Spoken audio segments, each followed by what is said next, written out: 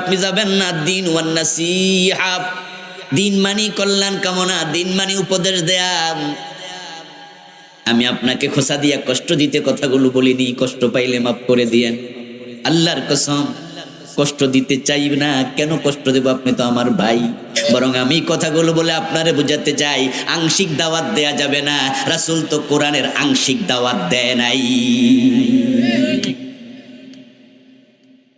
উতলু মা উহিয়া ইলাইকা মিনাল কিতাব, কিতাবে যা আছে সবটা দাওয়াত দাও। এই জন্য আপনি নামাজের ওয়াজ করবেন, রোজার ওয়াজ করবেন, হজের ওয়াজ করবেন, যাকাতের ওয়াজ করবেন, জিকিরের ওয়াজ করবেন, পর্দার ওয়াজ করবেন, হালাল হারামের ওয়াজ করবেন, আবার জিহাদের ওয়াজও করা লাগবে, ঠিক কি না? সবটি করবেন, কোনটা বাদ দিবেন? কোরআনে যা আছে সবগুলা করতে হবে। যদি আপনি সব করেন, আপনি প্রকৃত দায়িত্ব পালনকারী হলেন। আজকে আলেমদের কারণে বাংলাদেশে ইসলামটা কায়েম হয় না। আমি মনে করি না হওয়ার পিছনে আলেমদের দায়ভার সবচেয়ে বেশি। কারণ ইসলাম কায়েমের ব্যাপারে এখনো আলেমরাই একমত হতে পারে নাই। সাধারণ মানুষেরা তো আলেমদের সাথে আছে, আলহামদুলিল্লাহ আলহামদুলিল্লাহ।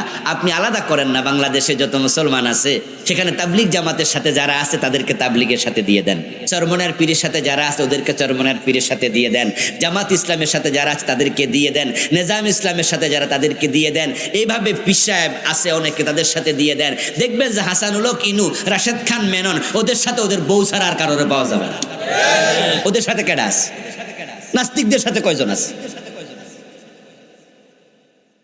সবই তো আলেমদের সাথে আছে। এখন আলেমরা এক না আলাদা হয়ে আছে? কথা কয় না রে ভাইয়েরা? আলেমরা কি এক হয়েছে? তো এক না হলে ইসলাম কায়েম হবে কেমনে? আল্লাহর কাছে জন্য আলেমরা সবচেয়ে বেশি ধরা খাইতে পারে। আল্লাহ বলবে তোমরা যদি এক হয়ে যাইতা তাহলে তো ব্রিটিশ আইনে বাংলাদেশ চলতো না। যেই দলে ক্ষমতা আসতো ওই দলে কোরআন দিয়ে দেশ চালাইতে বাধ্য হতো, সেই দলই বাধ্য। মসজিদ যে বেড়াই বানাক না কেন, মাগরিবের ফরজ কি 4 রাকাত পড়তে পারবো? বাবলিকে লাড়ি দিয়ে ধরে নিমারি। আপনি বললেন যে আমার এলাকা আমি একটা মসজিদ বানাবো 5 কোটি টাকা খরচ করে, আমি একা টাকা দেবো, একা জমি দেবো, একা সভাপতি, একাই কমিটি, সব ঠিক আছে, বানাই ফেললেন। পাবলিক মাগরিবের নামাজ পড়তে গিয়ে গেছে, আর আপনি বলেন ইমাম সাহেব মাগরিবের নামাজ আজকে সময় কম, 2 রাকাত পরে সালাম ফিরেন, আমার একটু কাম আছে। ইমাম সাহেব বলবো মানে কি? এই আপনি বেতন দেন তাই বলে কি মাগরিবের নামাজ 2 রাকাত দেবো?